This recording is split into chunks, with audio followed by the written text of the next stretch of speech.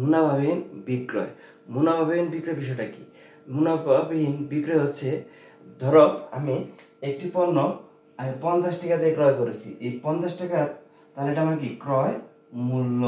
এই 50 টাকার পণ্য আমি কি করছি, বাজারে 50 টাকায় বিক্রি করছি, তাহলে আমার বিক্রয় মূল্য 50, ক্রয় মূল্য 50 টাকা, বিক্রয় মূল্য কি 50 টাকা।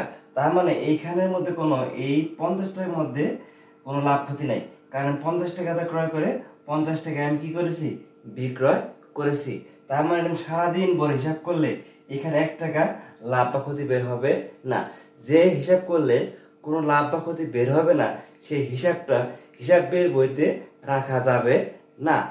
যার কারণে আমরা কি করেছি, এই মুনাফাহীন বিক্রয়, ক্রয় থেকেও বাদ দিয়ে দেব, বিক্রয় থেকে কি বাদ দিয়ে দেব।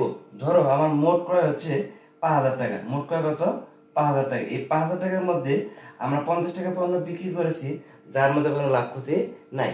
তার কারণে আমরা কি করবো, এই 5000 থেকে এই 50 টাকা বাদ দিয়ে দিব। তাহলে আমার ক্রয় কত ছিল আগে 5000 টাকা, যখন বাদ দিলাম তখন ক্রয় কত হলো আমার 4950 টাকা। তার মানে কি ক্রয় 50 টাকা হ্রাস পাইছে। আর ক্রয়কে আমরা কি বলি, ব্যয়। আর আমরা জানি ব্যয় বৃদ্ধি পেলে কি ডেবিট, আর ব্যয় হ্রাস পেলে কি ক্রেডিট। যার কারণে আমার এখানে ক্রয় হিসাব কি হবে, ক্রেডিট হবে, কারণ ক্রয় থেকে এটা কি করছি, বাদ দিয়ে দিয়েছি, কারণ হিসাব করে লাভ হবে না। অনুরূপভাবে যে আমি ধরো আমি 50,000 টাকার পণ্য বিক্রি করলাম, যার মধ্যে 50 টাকার পণ্য আছে, এর মধ্যে কোনো কি নাই, লাভ ক্ষতি কোনো কিছু নাই। যেহেতু লাভ ক্ষতি নাই, সেহেতু আমরা কি করব, এটা বিক্রয় থেকেও বাদ দিয়ে দেব। আর বিক্রয় আমরা কি বলি, আয়। আয় বাড়লে কি ক্রেডিট।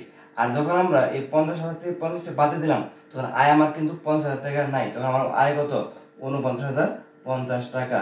তার আমার আয় কি আমার 50 টাকা হ্রাস পাইছে। আর আয় হ্রাস পেলে কি ডেবিট। তাহলে আমরা মনে রাখবো, মুনাফাহীন বিক্রয়, বিক্রয় হিসাব কি ডেবিট, কারণ আমার আয় হ্রাস করছে।